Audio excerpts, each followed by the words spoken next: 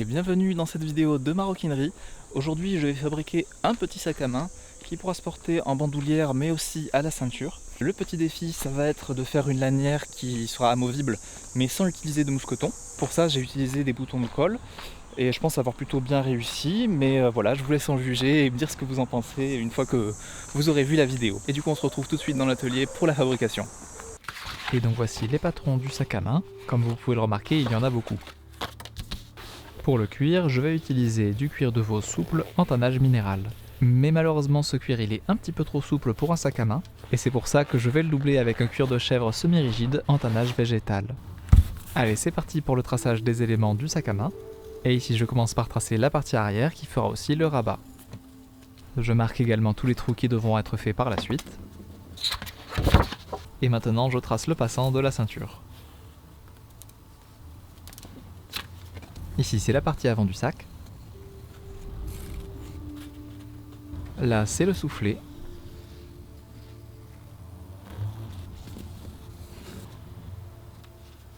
Et ensuite je trace quelques passants qui me serviront à bien fixer la lanière, ainsi que deux doublures pour le haut des soufflets.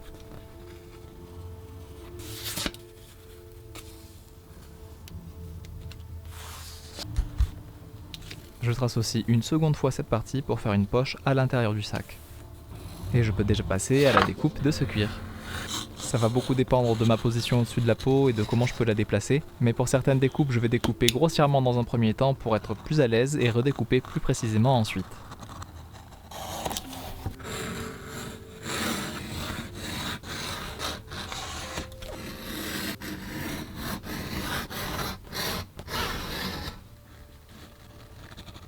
Je sais pas si ça se voit très bien, mais le cuir est vraiment très souple, ce qui le rend beaucoup plus difficile à découper avec un cutter, et ça m'oblige vraiment à le maintenir pour qu'il soit tout le temps en tension. Et en réalité, dans ces cas-là, c'est beaucoup plus simple de découper au ciseau, mais allez savoir pourquoi, au début je n'y ai pas pensé.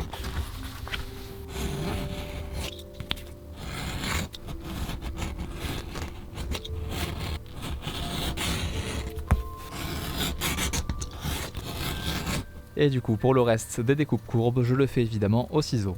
Après ça peut quand même avoir des inconvénients, c'est un petit peu moins précis qu'au cutter, mais étant donné que je vais remborder quasiment l'entièreté des éléments, au final ça ne se verra même pas, donc autant en profiter.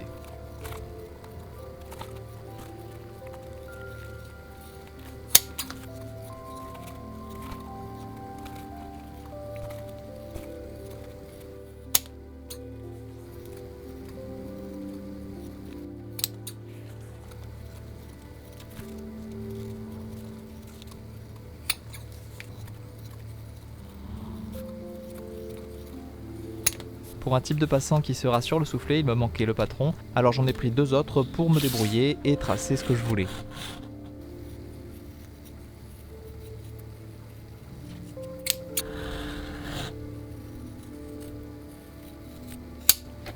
Voilà, ensuite je trace les doublures sur le cuir de chèvre.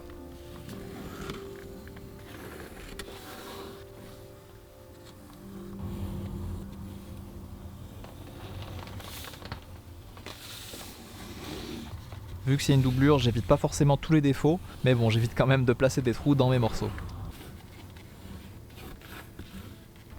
Et cette fois-ci, je peux vraiment tout découper au cutter, puisque le cuir est suffisamment rigide.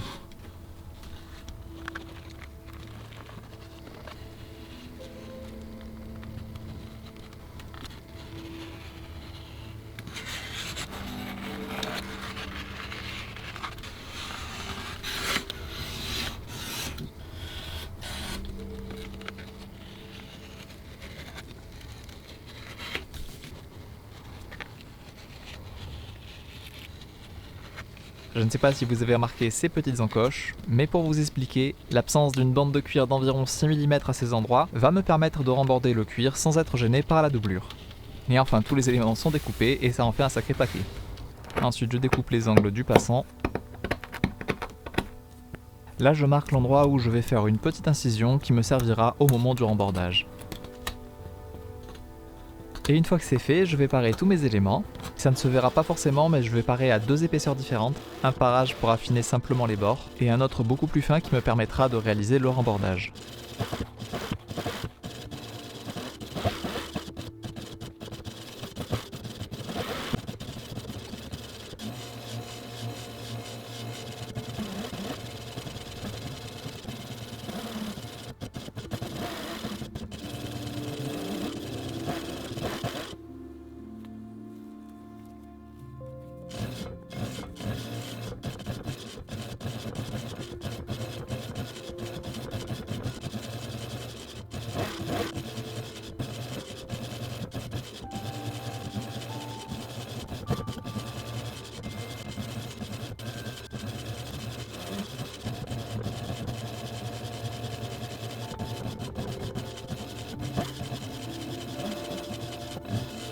Bon, l'assemblage peut commencer, et dans un premier temps, je vais coller tous les éléments avec leur doublure.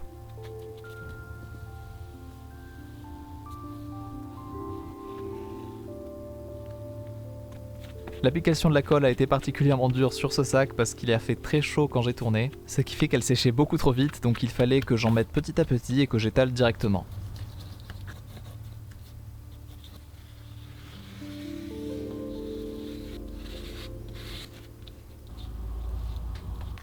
Et là où en hiver il faut que j'attende 10 minutes voire un quart d'heure colle à colle sèche, dans ces conditions, au bout d'1 ou 2 minutes, je peux déjà coller les éléments entre eux.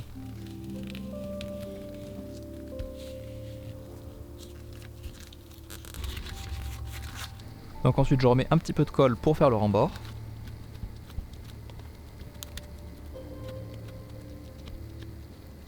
Et dès que c'est sec, je peux faire celui-ci à la main et avec une alène pointue pour les courbes plus petites.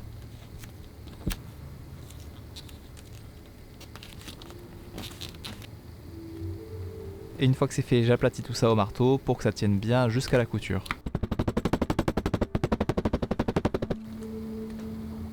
Je fais l'autre côté de la même façon. Et je vais aussi faire mes rembords sur ces éléments, puisqu'ils vont cacher la doublure claire de chaque côté du soufflet.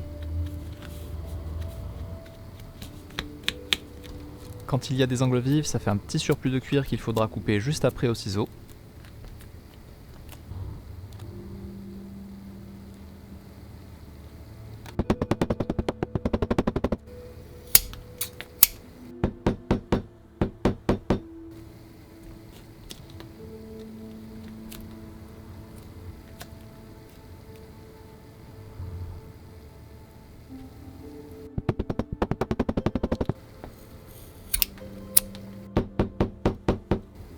Et maintenant, je vais pouvoir coller ces éléments sur le soufflet.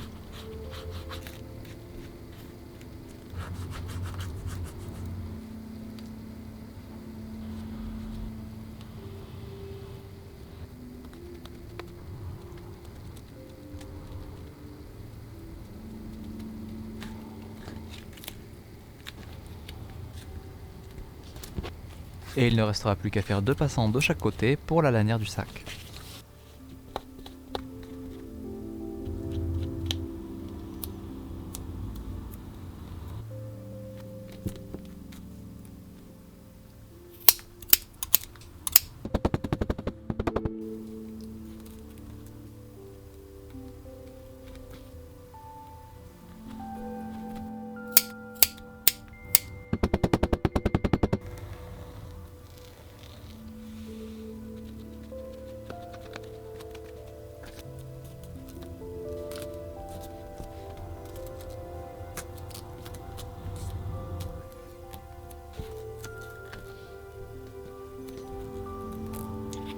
Ensuite, j'assemble le passant pour mettre le sac à main à la ceinture. Bon, vous l'aurez compris, les étapes c'est toujours les mêmes, je mets de la colle sur les 2 éléments, et une fois qu'ils sont collés, je peux faire mon rembord.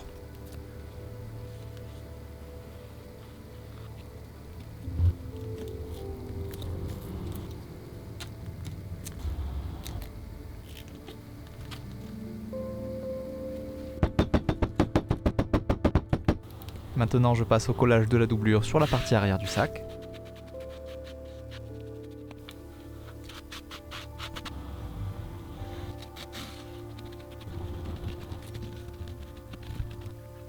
Si vous êtes encore ici à ce stade de la vidéo, c'est qu'a priori elle vous plaît, alors n'hésitez pas à mettre un like et à vous abonner si ce n'est pas déjà fait, ça fait toujours plaisir et ça soutient mon travail. Et si justement mon travail vous intéresse, je vous invite à faire un tour sur ma boutique en ligne eflamme.com pour retrouver tous mes autres ouvrages. Vous pouvez retrouver le lien en description.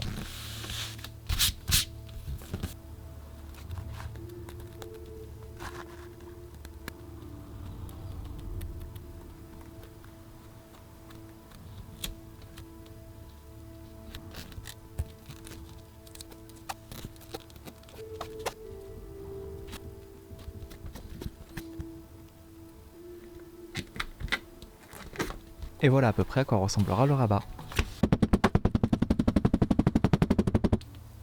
Et pour finir, j'assemble la partie avant du sac à main.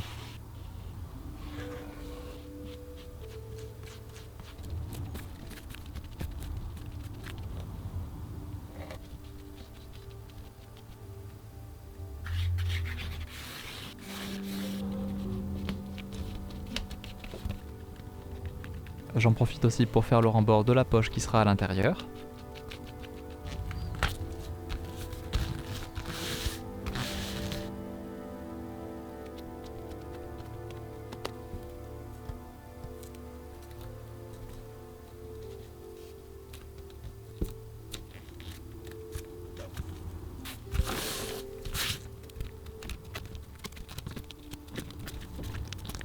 Et maintenant, je vais coudre mes passants ainsi que la plupart des rembords.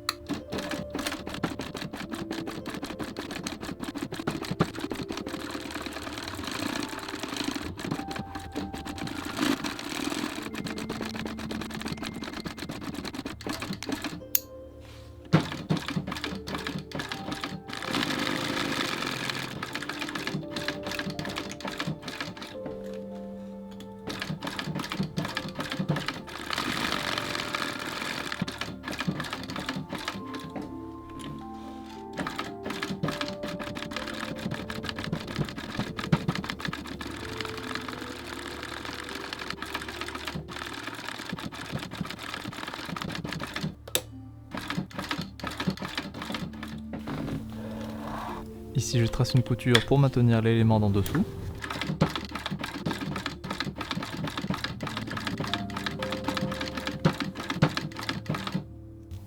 Et j'arrête tous les fils au brûle-fil.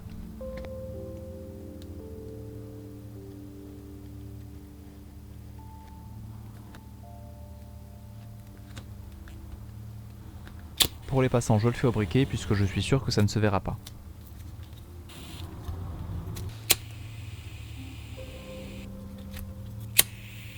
Ensuite, je perce tous les trous pour placer la quincaillerie.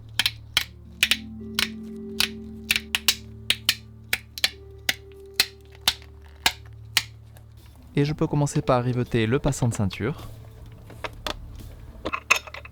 Et donc pour le soufflet, je place 2 pressions qui permettent de rabattre chaque côté quand on veut porter le sac à la ceinture.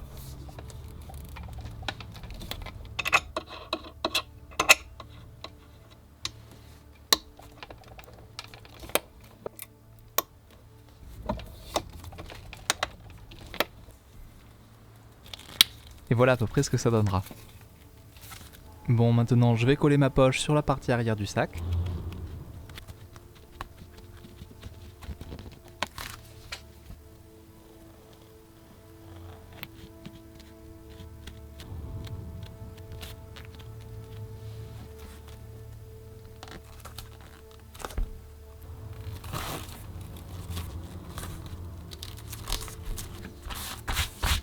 Et je vais coller les 2 premiers passants de la lanière sur le soufflet.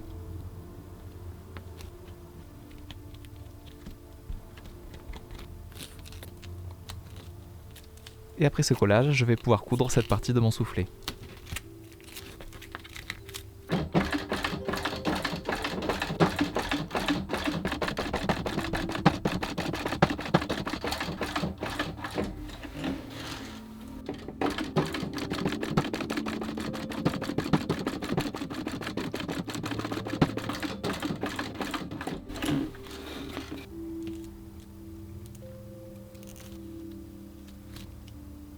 Ensuite, je peux découper et placer le second passant de chaque côté.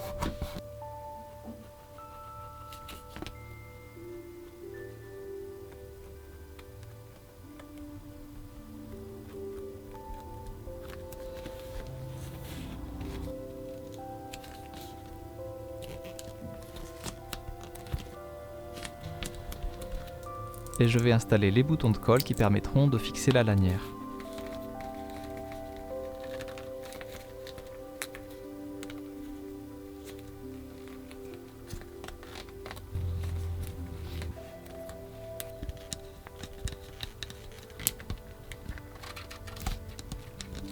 Et voilà, cette zone est finie, mais je n'ai pas terminé de travailler sur le soufflet puisque j'ai envie d'installer un passepoil. Pour le fabriquer, j'utilise encore un cuir différent.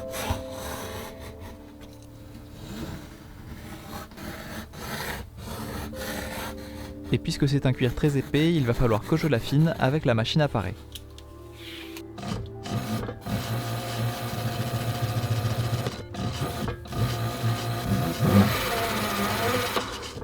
Et voilà l'épaisseur parfaite. J'avais pas pris de mesure et donc pour redécouper le cuir à la bonne longueur, je le mets juste à côté du soufflet.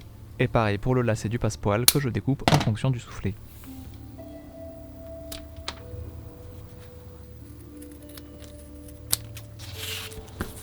Et donc pour le passepoil, je dois coller le lacet au milieu de la bande de cuir.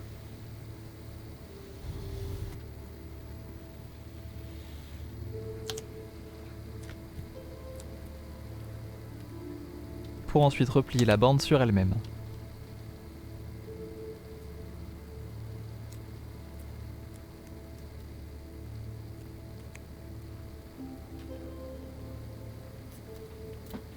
Donc je fais ça avec les deux passepoils, pour ensuite les coller sur le soufflet.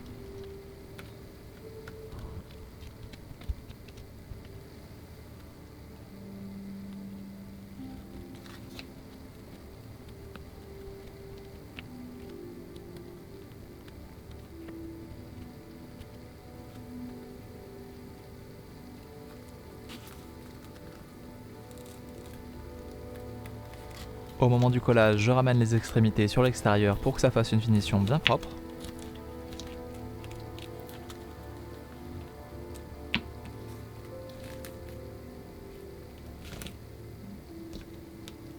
Et avant l'assemblage, je vais découper ce qui dépasse.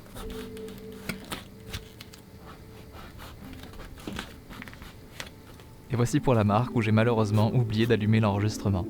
Bon, tout ça pour en arriver à ces 3 morceaux que je vais enfin pouvoir coller et coudre.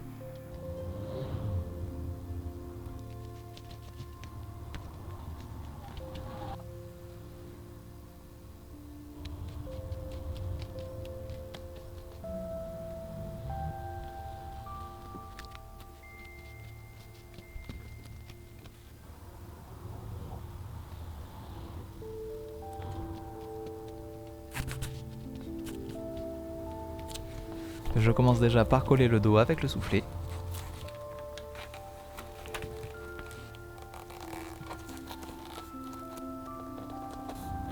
Et pour que ça tienne bien jusqu'à la couture, je mets des pinces métalliques un peu partout.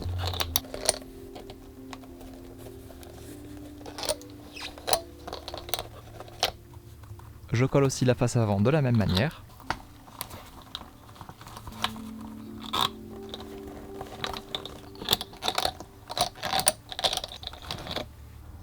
Et c'est prêt pour la couture.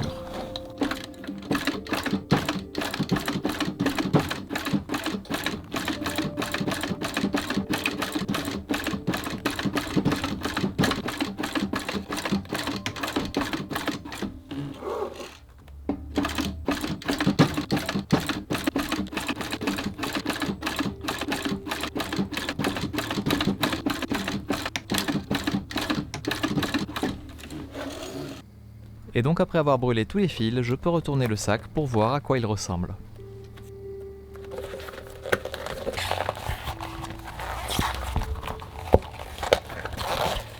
Bon, ça fait déjà une bonne idée du visuel final, et maintenant je vais marteler les angles pour bien définir la forme, et il manquera encore la lanière et la pose du top aimanté.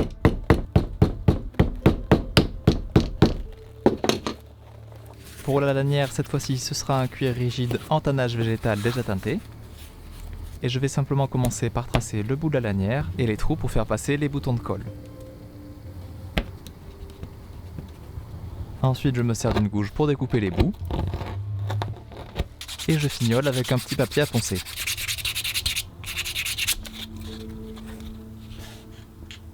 Pour les tranches, je passe la bacarre sur chaque angle.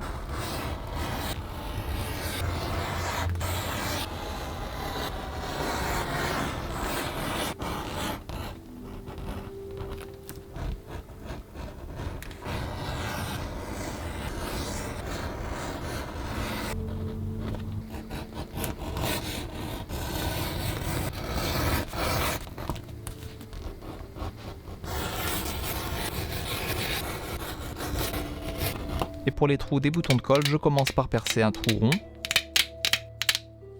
pour ensuite faire une entaille qui permettra au bouton de passer. Et évidemment, maintenant, je vais lustrer la tranche.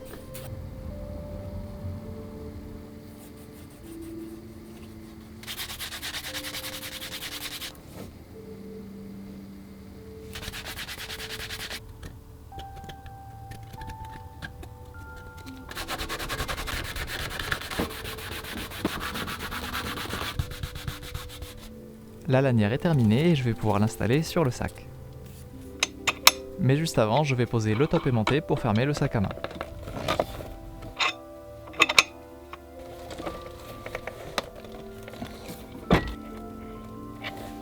Bon, juste avant de passer en mode sac à main, je vous montre le mode sac de ceinture, sur lequel vous pouvez remarquer que la partie haute du soufflet est invisible puisqu'elle est repliée sur elle-même à l'intérieur. Ce qui est possible grâce à la pression que j'avais installée. Et maintenant, il est temps de placer la lanière.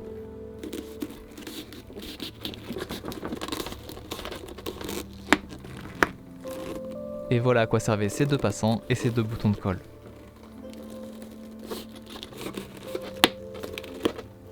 Cette fois-ci, le sac à main est terminé. Et bien qu'il soit petit, c'est possible de mettre un téléphone, un grand portefeuille et un étui à lunettes par exemple. Bon, moi j'ai bien aimé fabriquer ce sac à main et ça m'a permis d'expérimenter une manière différente de fixer une lanière. Je trouve que ça ajoute un côté esthétique sympa et c'est surtout important pour le côté modulable que j'ai envie de donner à mes créations.